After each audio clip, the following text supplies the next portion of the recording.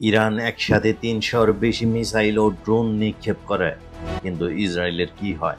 মাত্র কয়েকটা ছোটখাটো বিস্ফোরণ, তারপর নীরবতা। কেন এত বড় আক্রমণ?